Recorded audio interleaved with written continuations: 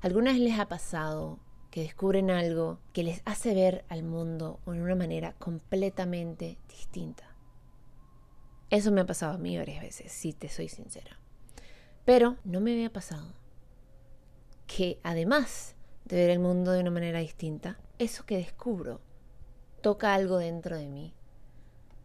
Toca mi identidad personal, familiar, histórica, de mi civilización, de mi país y más allá. Les cuento, hace unos meses vi un video y este chico estaba hablando de lo que era la hispanidad, lo que era la cultura de la música de la hispanidad. Y en un momento él enseña un mapa del mundo donde hay un territorio muy grande, completamente rojo, desde California hasta la Patagonia. Y por primera vez pensé, ¿cómo es posible que nunca me han enseñado esto así?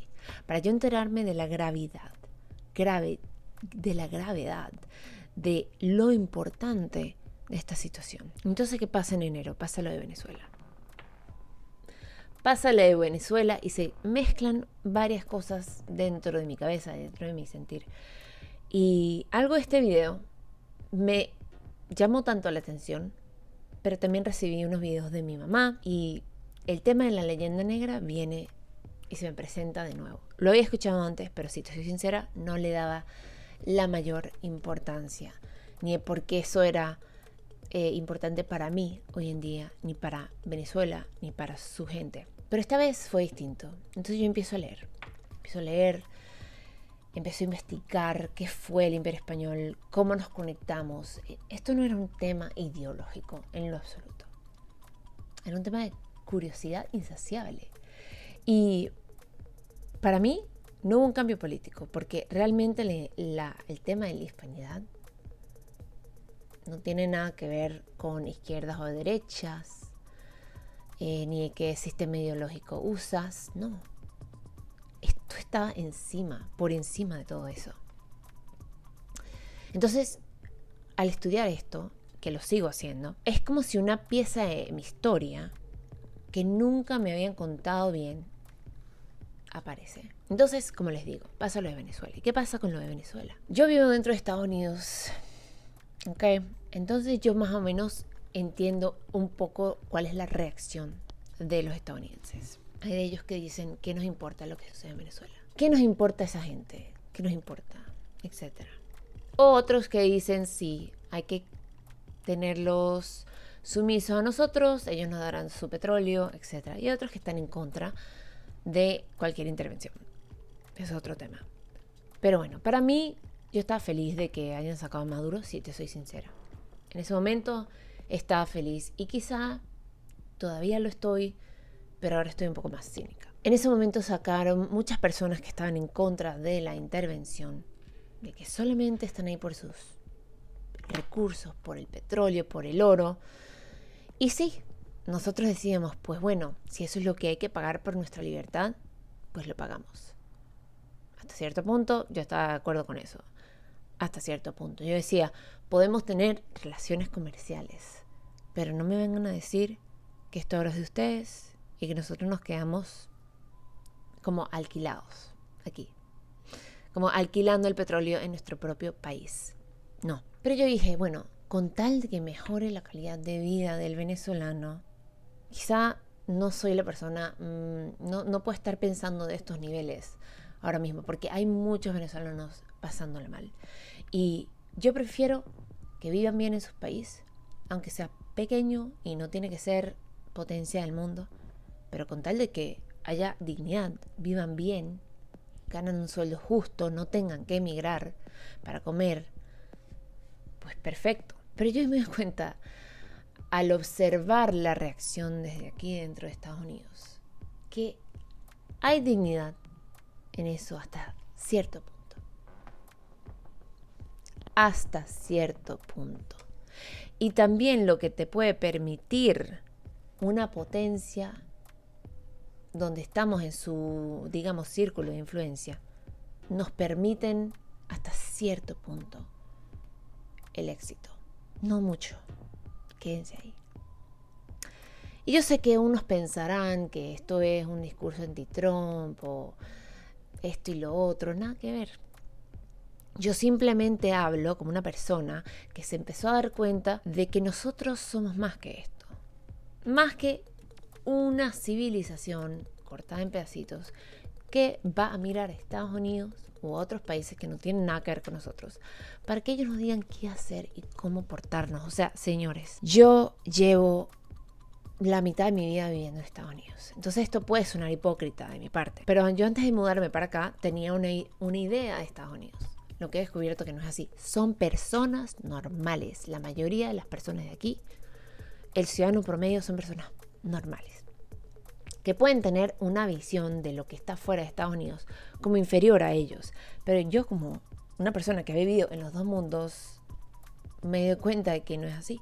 Que a veces los hispanos nos creemos inferiores, sí.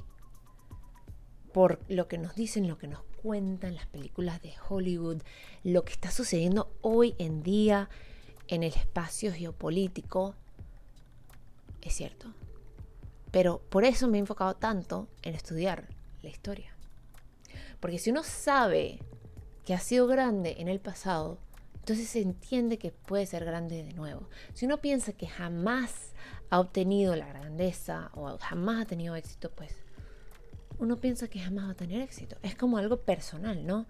Bueno, yo nunca he hecho nada bien, entonces otra persona me tiene que decir cómo vivir la vida. Nunca he hecho nada bien.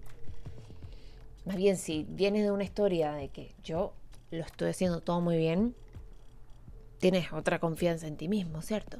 Entonces pienso que esto puede ser igual en tema de civilización, en tema de sociedad.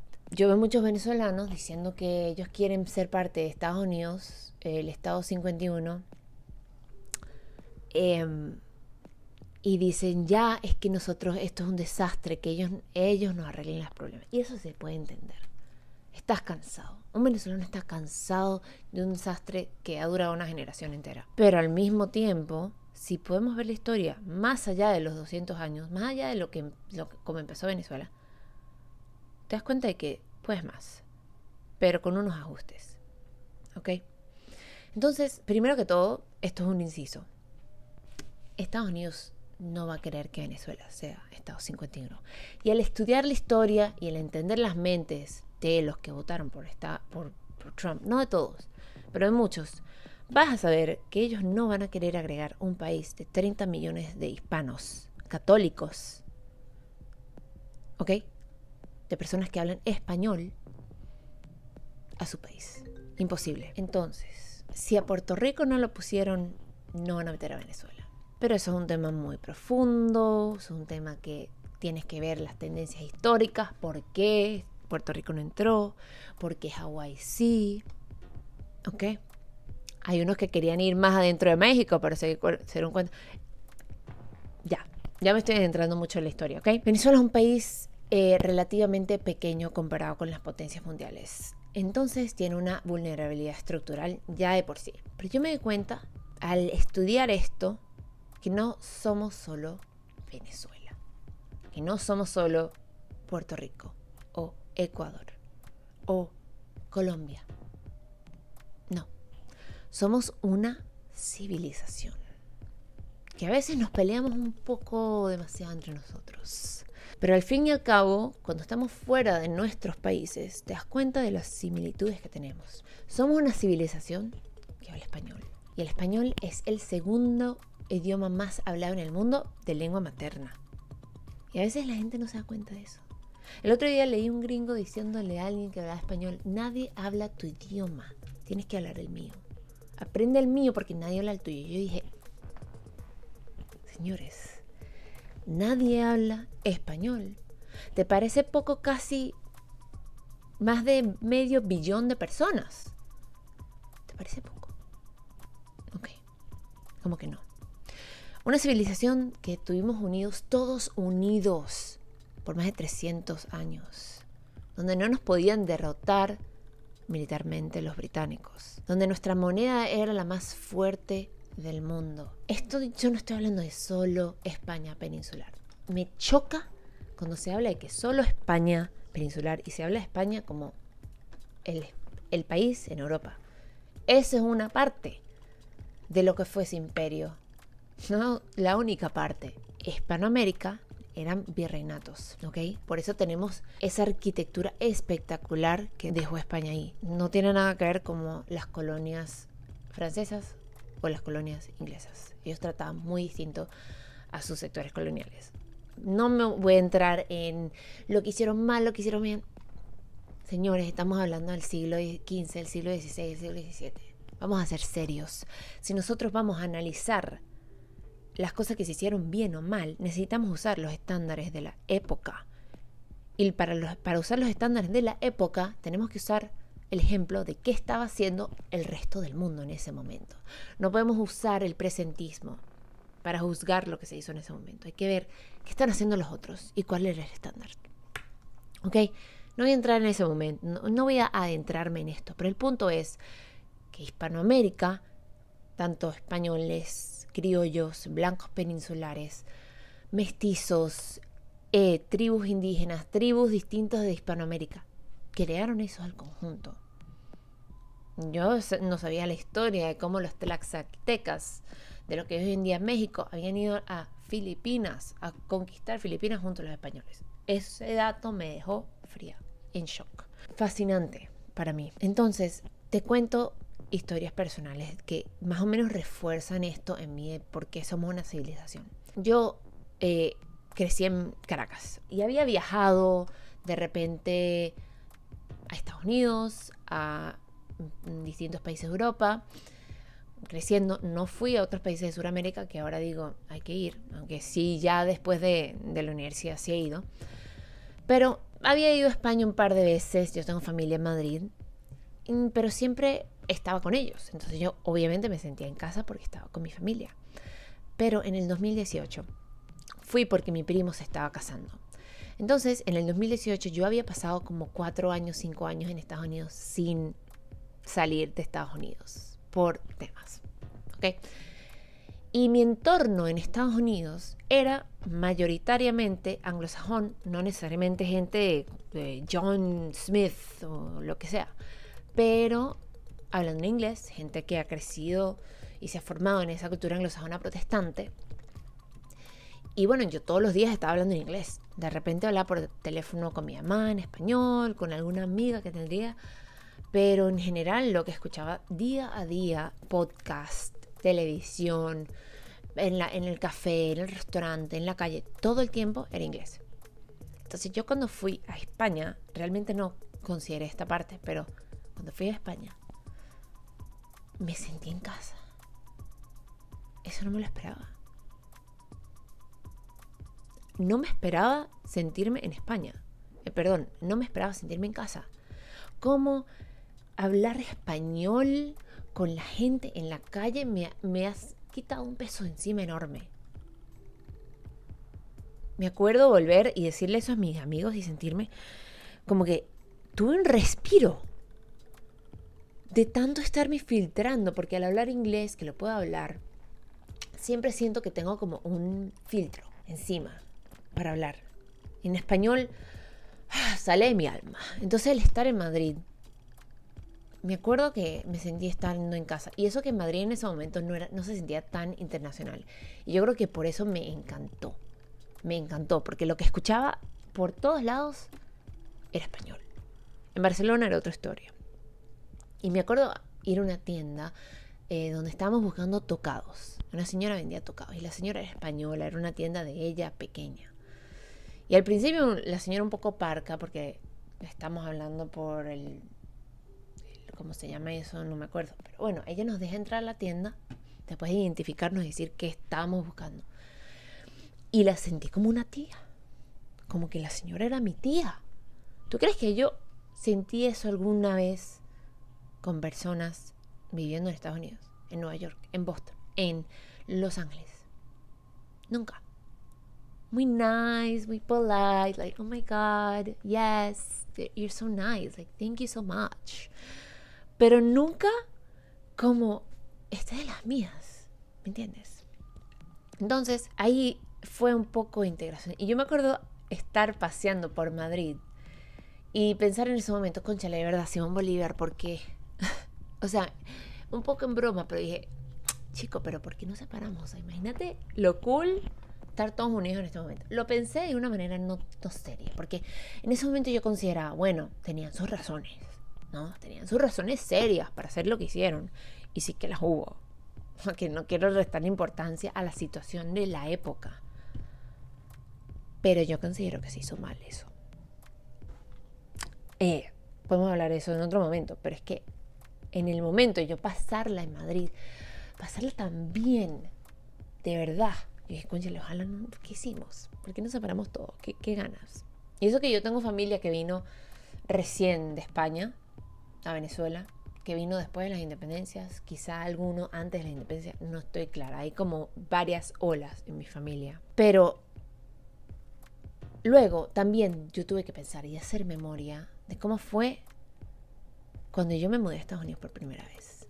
Y yo siempre consideré que mis amigos iban a ser, I don't know, like Brian, casualidad porque es el nombre de mi esposo, que es medio venezolano, pero bueno, iban a ser John, iban a ser Ashley y todas esas personas con nombre inglés, iban a ser todas gringas, like, oh my god, you're from Venezuela, but like, yeah, we're all friends, así, todos amigos. ¿Qué pasa al mudarme a Estados Unidos que no esperaba? Bueno, todos mis amigos hispanos, todos. Mi mejor amiga en la universidad de Puerto Rico. ¿Y tú crees que yo había conocido a una persona de Puerto Rico antes de mi vida? Nunca había conocido a una persona de Puerto Rico. Mi otra roomie muy querida, República Dominicana. Mis amigos cercanos, Puerto Rico, México, Venezuela, Ecuador, Argentina. Había que sí, un par de españoles. No había muchos españoles en la universidad ahí en Boston, pero bueno, había. En nuestros círculos donde salíamos de vacaciones, español, chileno. Yo sé que ahorita los chilenos no están tan encantados con los venezolanos, porque hay algunos gente loca allá, pero bueno, tenía un chileno como amigo. Yo nunca había conocido gente de esos países, pero sin embargo congeniamos inmediatamente, nos entendíamos, íbamos a misa o no íbamos a misa, salíamos a comer, todo era muy, como dicen en inglés, seamless, sin esfuerzo alguno, nos entendíamos perfecto. Teníamos de repente palabras distintas para la piscina, que si la alberca y otras cosas ahí. Inclusive eso me lleva a más atrás, cuando yo fui a un colegio internacional en Europa, donde otra vez yo no tenía expectativas de que mis amigos iban a ser de países hispanos, pero sucedió naturalmente. Yo hablaba inglés en ese momento, pero mis amigos eran... Mi mejor amiga de Ecuador, tampoco había conocido ninguna ecuatoriana en mi vida. Mi clase eran españoles, ecuatorianos, muchos mexicanos. Yo no tenía mucho concepto de esos países, pero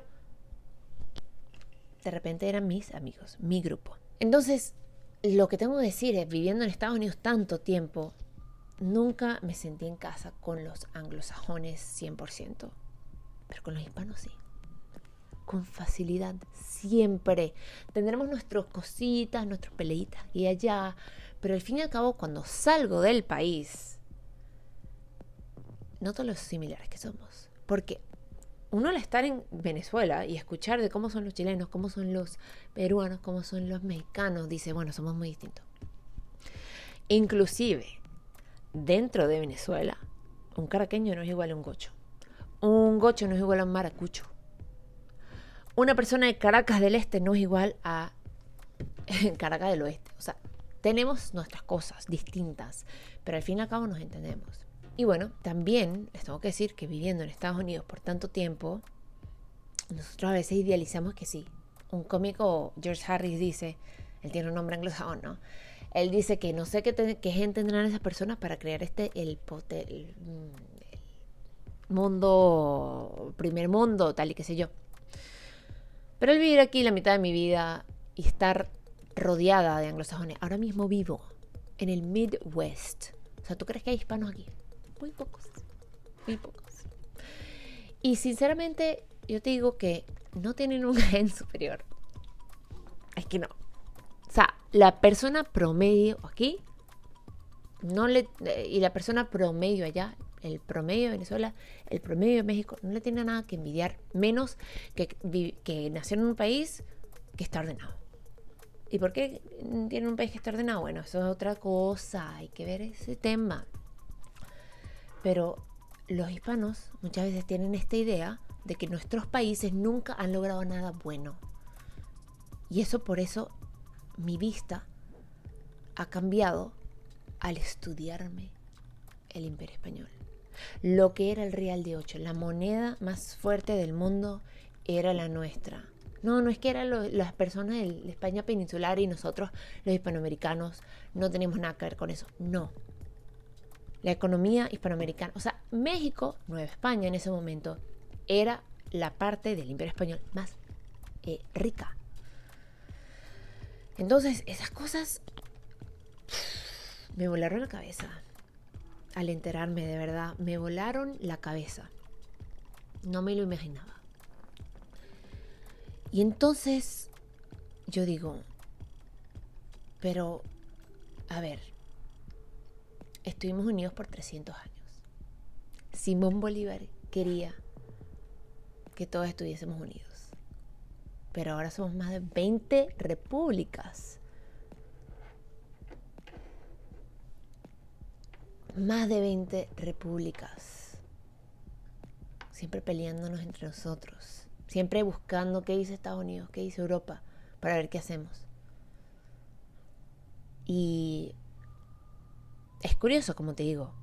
Dentro vemos nuestras diferencias, pero fuera, cuando salimos, nos ven prácticamente igual. Nos reconocemos inmediatamente. Entonces, esa división que tenemos en más de 20 países nos hace más débiles de lo que somos en realidad. Para ser débiles como estamos ahora, nos tuvieron que dividir en 20 países. ¿Que fue Estados Unidos quien nos dividió? No. ¿Que fue Inglaterra quien nos dividió? No. Fue un proceso, pero que les convenía. Piénsalo. ¿Que les convenía? Pues sí. Es más, habían planes antes de que el Imperio Español se rompiera en pedacitos de justamente eso, romper el Imperio Español en pedacitos. Lo que no le salió bien fue que todos seguimos hablando español. Pero eso fue después de las llamadas independencias. Fue después. Porque antes de las llamadas independencias, el español no era el idioma más hablado en todo lo que son las repúblicas hoy en día. Entonces, al yo enterarme y realmente entrar en qué es la leyenda negra, yo me di cuenta que esto no es solo historia, ¿ok? Que esto nos afecta psicológicamente en nuestra confianza de sociedad como civilización. Que esto, aunque uno no lo note, es una inferioridad internalizada. Desafortunadamente. Y entonces uno idealiza lo que hace el anglosajón, lo que hace el francés, lo que hace otros países que no tienen nada que ver con... Por eso nosotros escuchamos mucho creciendo, ojalá nos hubiesen conquistado los ingleses. A mí nunca me gustó mucho esa frase, porque yo creo que también al yo estudiar en un colegio católico, Opus Dei, no nos metieron tanta leyenda negra, pero no me habían enseñado lo increíble que fueron las épocas de los virreinatos. No me habían enseñado las cosas que se hicieron mal, pero no las cosas que se hicieron bien. Pero fíjense, con el Imperio Romano, a mí me enseñaron más que todo lo que se hizo bien. ¿Qué nos dejó Roma? ¿Qué dejó Roma al mundo? No las cosas que se hicieron mal, que si persiguían a los cristianos, que si los leones, que si... No. ¿Qué nos quedó del Imperio Romano? Las cosas buenas. Cuando consideramos el Imperio Romano, generalmente pensamos en las cosas que se hicieron bien. Entonces, al estar yo aquí y al estudiar la leyenda negra, al leer sobre la historia del Imperio Español, de qué fue lo que pasó, quién financió Bolívar, a Francisco de Miranda, empezaba a notar grietas en el relato de que lo superior es lo anglosajón. Cuando el Imperio Español estaba en lo mejor, lo que es Estados Unidos e India, inclusive cuando se convirtió en un país libre, no era nada.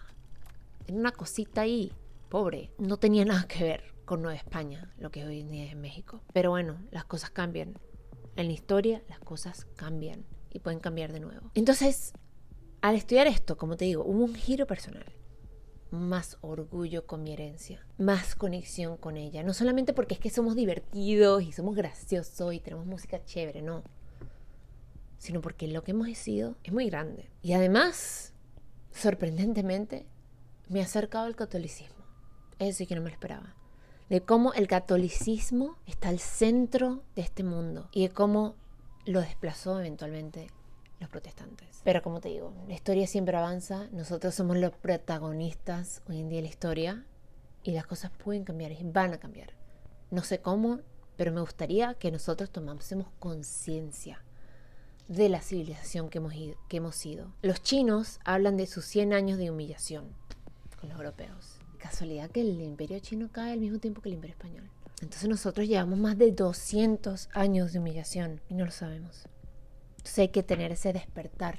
Entonces el primer paso no es cambiar el mundo, sino el primer paso es recordar lo que hemos sido en el pasado. Aunque Simón Bolívar no sea santo de mi devoción, tenía razón en que en la unión está la fuerza. Así te lo dejo. Hasta el próximo video.